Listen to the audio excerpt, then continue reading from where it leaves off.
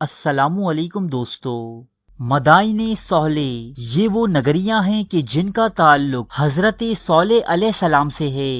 یہ جگہ موجودہ سعودی عرب کے علاقے العلا میں واقع ہے۔ اس علاقے میں کم و بیش 5000 سال قبل قوم سمود نامی ایک جماعت رہا کرتی تھی۔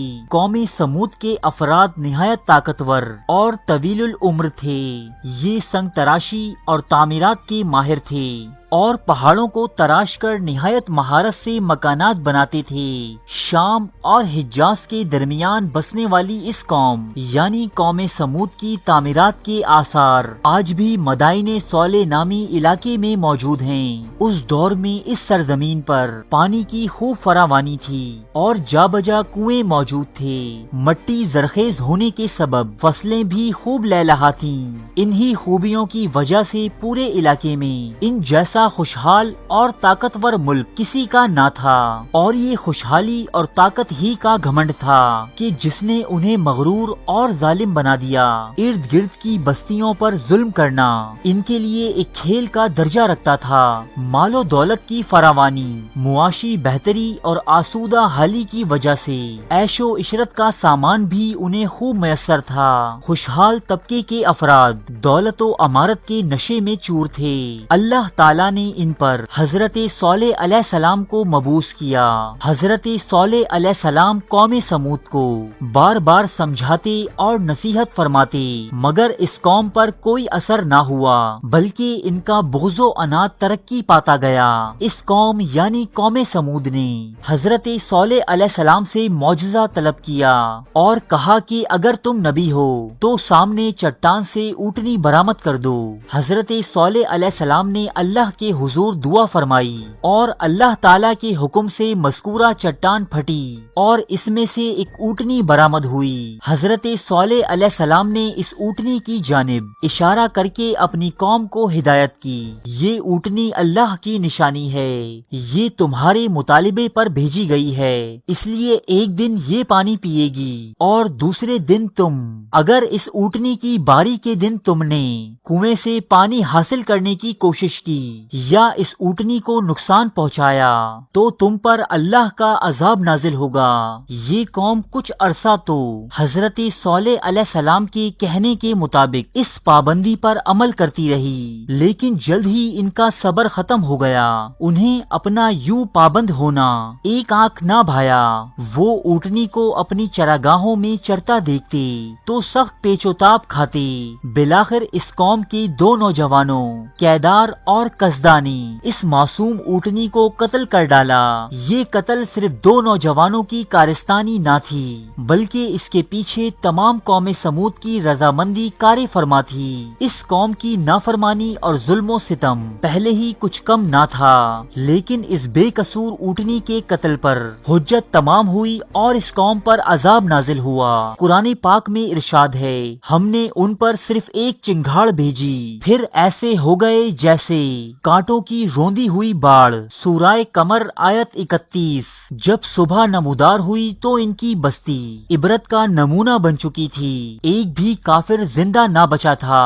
ان کے مکانات اور محلات جن پر انہیں غرور تھا جوں کہ تو کھڑے رہ گئے، جیسے یہ چنگھاڑ ان کے آر پار ہو گزری ہو۔ اس شہر خاموشاں کو دیکھ کر یہ اندازہ کیا جاتا ہے کہ کسی وقت میں اس شہر کی آبادی 4-5 لاکھ سے کم نہ ہوگی۔ نبی اکرم صلی اللہ علیہ وآلہ وسلم غزوہ تبوک کے موقع پر جب ادھر سے گزرے تو آپ صلی اللہ علیہ وآلہ وسلم نے مسلمانوں کو یہ آثار عبرت دکھائے اور وہ سبق دیا جو آثار قدیمہ سے ہر صاحب بصیرت انسان کو حاصل کرنا چاہیے۔ یہاں آپ صلی اللہ علیہ وآلہ وسلم نے ایک کنویں کی نشاندہی فرماتے ہوئے بتایا کہ یہی وہ کنواں ہے جس سے حضرت صالح علیہ السلام کی اونٹنی پانی پیا کرتی، اور مسلمانوں کو ہدایت کی کہ صرف اسی کنویں سے پانی لینا، باقی کنووں کا پانی نہ پینا۔ قوم سمود کے ان کھنڈرات میں جو مسلمان سیر کرتے پھر رہے تھے،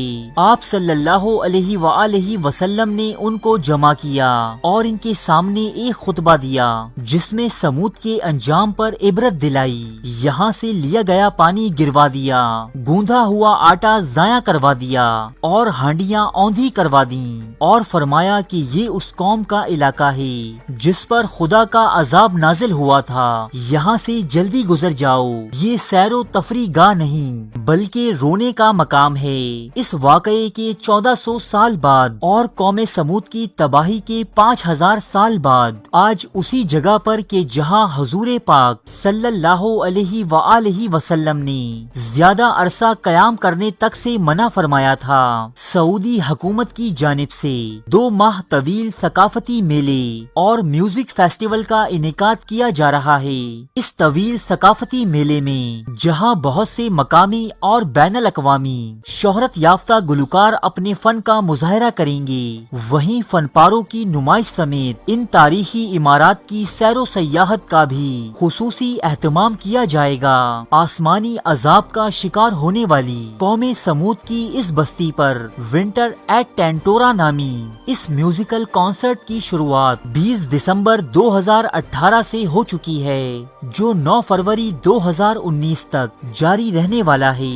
2015 میں شاہ سلمان کے بادشاہ بننے کے بعد جہاں کئی اقدامات پہلی بار دیکھنے میں آئے، مثلا سعودی عرب میں 2018 میں خواتین نے پہلی مرتبہ ڈرائیونگ سیٹ سنبھالی، وہیں 35 برس بعد سعودی عرب میں سنیما گھر کھولے گئے، جبکہ پہلی بار فیشن ویک اور میوزیکل کانسرٹس کا اہتمام بھی کیا گیا۔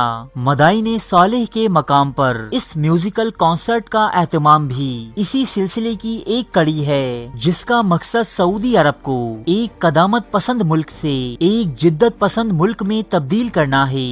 ونٹر ایٹ ٹینٹورا کے لیے قوم سمود کے قائم کردہ ان کھنڈرات کو مختلف رنگوں اور روشنیوں سے سجایا گیا ہے تاکہ سیاح یہاں آ کر خوب محظوظ ہوں۔ اس ایونٹ کے ٹکٹ کی قیمت $5700 یعنی تقریباً 8 لاکھ پاکستانی روپے تک رکھی گئی ہے، اور حیرت انگیز طور پر یہ تمام ٹکٹس فروخت ہو چکی ہیں۔ حالیہ دنوں میں یہ طویل فیسٹیول اپنے عروج پر ہے، جس میں ہر شام کوئی نہ کوئی فنکار اپنے فن کے جوہر دکھاتا ہے۔